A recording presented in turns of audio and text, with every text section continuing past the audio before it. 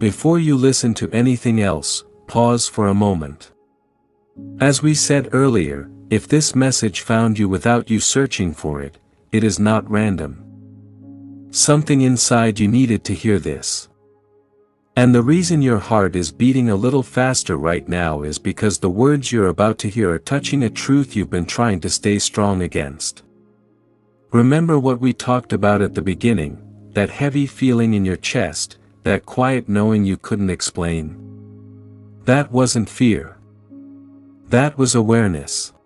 When a life partner begins to emotionally leave, the soul notices first. And you've been carrying that awareness alone, pretending everything is fine, smiling when you're breaking, loving when you're not sure you're being loved back. Like I told you earlier, this pain didn't start the day separation was mentioned. It started the day the connection changed. The day conversations became shorter. The day affection felt forced. The day you realized you were the only one still trying to hold the future together. And that realization hurts more than any argument ever could. You may still be asking yourself why. Why after everything you shared? Why after the promises, the late-night talks, the plans that felt so real? And as we already said, your mind keeps replaying memories, searching for the mistake that caused this. But here's the truth you need to hear clearly: sometimes love doesn't end because someone failed. Sometimes it ends because someone stopped choosing. And I want you to remember this part, because it matters. When someone wants to separate, it doesn't mean you weren't enough. It means they were no longer willing to grow where you were growing. You didn't imagine the love. You didn't exaggerate the bond. What you felt was real. But real love still requires two people willing to stay present. As we mentioned before, the hardest part is that your love didn't suddenly disappear. You're still here, still caring, still hoping. And that creates an imbalance that feels unbearable. Loving someone who is emotionally preparing to leave feels like holding water in your hands. It slowly slips away no matter how tight you hold on. You may be trying to fix things. Saying less. Giving more. Becoming quieter, softer, easier to love. But listen carefully to what I'm about to say, because this is important. Love should never require you to shrink. Love should not cost you your voice, your peace, or your self-respect. If staying means losing yourself, then staying is not love, it's fear. Remember earlier when we talked about fear? Fear of being alone. Fear of starting over. Fear that this was your one chance. That fear is powerful, but it is not truth. And if you build a future on fear, it will eventually collapse. Separation hurts, but abandoning yourself hurts longer. You're allowed to feel angry. You're allowed to feel confused. You're allowed to grieve the version of life you thought you were building. Like we said before, you're not just losing a person, you're losing a dream. And dreams take time to mourn. But stay with me here. Because this is where perspective begins to change. Sometimes life removes people not to punish us, but to protect us. Sometimes what feels like rejection is actually redirection. And sometimes the love that leaves creates space for a deeper love to arrive, starting with the one you owe yourself. As I said earlier, your value is not measured by who stays. It is measured by how deeply you honor yourself when someone chooses to leave. You do not have to chase clarity from someone who has already decided. Closure is something you give yourself when you stop asking people to explain why they couldn't love you the way you deserved. Letting go doesn't mean you stop loving. It means you stop bleeding for someone who is no longer holding you. And one day, maybe not today, maybe not soon, but one day, you will look back and realize this separation was the moment you stopped settling for half love. And remember this, because I wanted to stay with you. You were whole before them. You are whole without them. And you will be whole again after the pain fades. As we said earlier, this moment you're standing in feels unbearable because you are being asked to let go of something your heart is still holding tightly. And that inner conflict is exhausting. You wake up tired. You go to sleep tired. Even silence feels loud now. And if you're being honest with yourself, part of you is still hoping they'll suddenly realize what they're losing and turn back toward you. Remember what we talked about before, that imbalance. That place where one heart is still fighting while the other is already resting in the idea of leaving. That's where you are now. And it's important you understand this clearly. You cannot convince someone to stay in a space they have already emotionally left. Love cannot be negotiated. Presence cannot be forced. You may replay conversations in your head, imagining better responses, softer words, calmer reactions. You tell yourself that if you had just handled things differently, maybe this wouldn't be happening. But like I mentioned earlier, relationships don't fall apart because of one sentence or one moment. They unravel slowly, quietly, through unmet needs, unspoken truths, and emotional distance that grows when people stop listening to each other's inner worlds. And here is something most people don't tell you. When someone wants to separate, they often made that decision long before they had the courage to say it out loud. They've been grieving silently while you were still hoping loudly. And that's why it feels like this pain hit you all at once while they seem strangely calm. They already processed what you're just beginning to face. As we already said, that doesn't make them heartless. It makes them human. But it also means you don't need to rush your healing to match their pace. Your pain deserves time. Your emotions deserve space. You don't owe anyone a strong version of yourself while you're breaking inside. You might wonder what happens now. What if they come back? What if this separation is temporary? And it's okay to ask that. It's okay to hope. But I want you to listen carefully to this part, because it's important for your peace. If they come back, it should not be because they missed your availability or your comfort. It should be because they are willing to choose you again with clarity, effort, and consistency. Anything less will reopen wounds you're just beginning to close. But stay with me here. Because this is where strength quietly begins. One day, you'll wake up and the pain won't be the first thing you feel. It won't disappear overnight, but it will soften. And in that softness, you'll notice something unexpected: peace. Not because everything is okay, but because you stopped fighting reality. As I said earlier, letting go is not an act of weakness. It is an act of self-respect. You are not giving up on love. You are choosing not to suffer for it endlessly. And when you finally stop holding on, you create space. Space to breathe. Space to heal. Space for a future that doesn't require you to beg to be chosen. This is not the end of your story. This is the part where you become someone who no longer settles for half presence, half commitment, half love. And one day, you will understand that this separation didn't break you, it freed you. As we talked about before, this phase of your life feels uncertain because everything familiar is shifting at once. The future you imagined feels blurry now, and that loss of certainty is terrifying. You thought you knew where life was going, who would be beside you, how the days ahead would look. And now, you're standing in a place where nothing feels solid anymore. But uncertainty does not mean emptiness.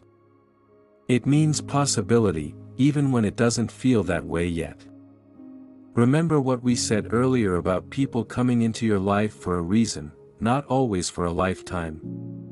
Some connections are meant to awaken you, not remain with you forever. They arrive, they change you, and then they leave you different than you were before. And even though the ending hurts, the growth stays. The lessons stay. The strength stays. You are not walking away empty-handed. Right now, your mind may be trying to assign meaning to everything. Was this karma? Was this fate? Was this a test? And the truth is, sometimes life doesn't explain itself immediately. Sometimes clarity comes later, when you're far enough away from the pain to see the pattern. But one day, you will understand that this separation happened at the exact moment it needed to, even if you can't see why yet. As I mentioned earlier, destiny isn't always gentle. Sometimes it speaks through loss. Sometimes it redirects you by breaking your heart open so you can no longer live a life that isn't aligned with who you are becoming. And if this person is leaving now, it's because the version of you that's emerging cannot continue shrinking to keep a relationship alive. You may feel like you're losing your identity. For a long time, us became more important than me. Your routines, your decisions, your emotions were intertwined. And now, separation feels like erasing part of yourself. But what's really happening is a return. A slow, painful return to your own center. To your own voice. To your own needs. As we said before, self-worth doesn't come from being chosen. It comes from choosing yourself even when it's hard. Especially when it's hard. And this moment, this exact moment, is asking you to do just that. Not in anger. Not in bitterness. But in quiet strength. You don't need to prove anything to them anymore. You don't need to explain your pain, your loyalty, your effort. The people meant to stay in your life will never need convincing. They will feel your value without being reminded. There may still be days when you miss them deeply. Days when a song, a place, or a memory brings everything rushing back. Healing is not linear. It doesn't move in a straight line. Some days you'll feel okay. Some days you'll feel like you're back at the beginning. That doesn't mean you're failing. It means you're human. And as we talked about earlier, don't rush yourself. Don't pressure yourself to move on just to appear strong. Strength is not about how fast you recover. It's about how honestly you feel what needs to be felt. Give yourself permission to grieve without setting a deadline. One day, something subtle will change. You'll notice you're laughing without forcing it. Breathing without heaviness. Sleeping without replaying conversations in your head. And you'll realize that you survived something you once thought would destroy you. This is where transformation quietly takes place. Not when the pain is loud, but when it starts to soften. When you begin to trust yourself again. When you stop questioning whether you were enough. When you understand that love leaving your life did not take your ability to love with it. As I said before, the right connection will never require you to abandon yourself. It will feel calm, not confusing. Safe, not uncertain. Mutual, not one-sided. And until that love arrives, you are learning how to become that safety for yourself. You are not behind. You are not broken. You are becoming. And one day, you will look back at this chapter with gratitude, not because it didn't hurt, but because it taught you how strong you are, how deeply you can love, and how important it is to never lose yourself while doing so. As we come to this final moment together, I want you to breathe for a second. Just breathe. You've been holding so much inside for so long that you forgot what it feels like to simply exist without tension. And if you've stayed with this message until now, it's because something inside you is already changing, even if you can't fully name it yet. Remember what we said earlier about choosing yourself? This is where that choice becomes real. Not dramatic. Not loud. But steady. Quiet. Grounded. Choosing yourself doesn't mean you stop caring about them.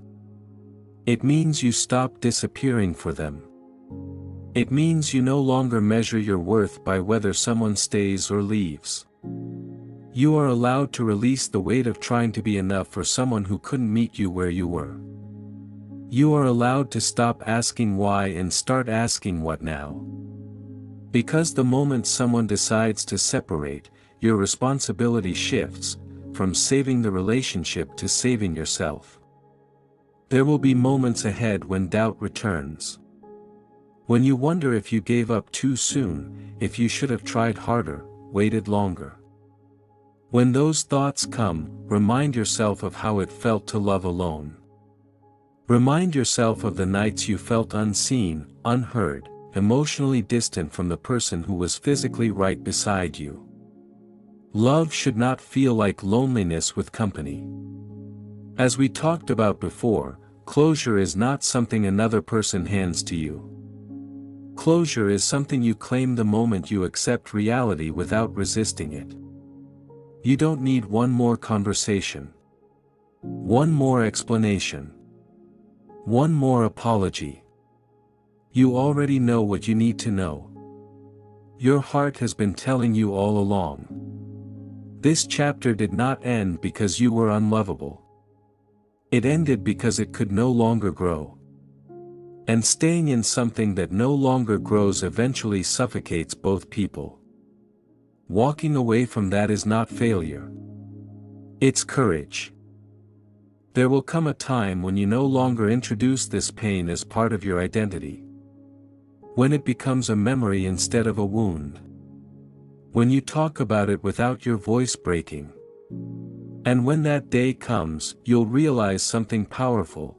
You didn't lose yourself in this separation. You found yourself. You learned what you need.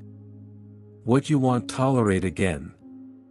What kind of love you deserve. And that knowledge will protect you more than any promise ever could. As I said earlier, the love meant for you will not feel like confusion. It will feel like clarity. It will not make you anxious. It will make you feel safe. And until that love arrives, you are learning how to be whole on your own, and that is not a punishment. That is preparation. So if today hurts, let it hurt. If you need to cry, cry. If you need to be quiet, be quiet. Healing is not about forcing light into darkness. It's about letting the darkness pass naturally. And one last thing, please remember this. You are not too much. You were just asking the wrong person to give you what they could not. The right person will never make you feel like your love is a burden. This separation does not define you. It refines you. And one day, when love returns to your life in a healthier form, you will be grateful you didn't settle for less just because you were afraid to be alone. You are stronger than this moment. You are wiser than this pain. And your story is far from over. Stay open. Stay kind to yourself. And trust that what is meant for you will never require you to lose yourself to keep it.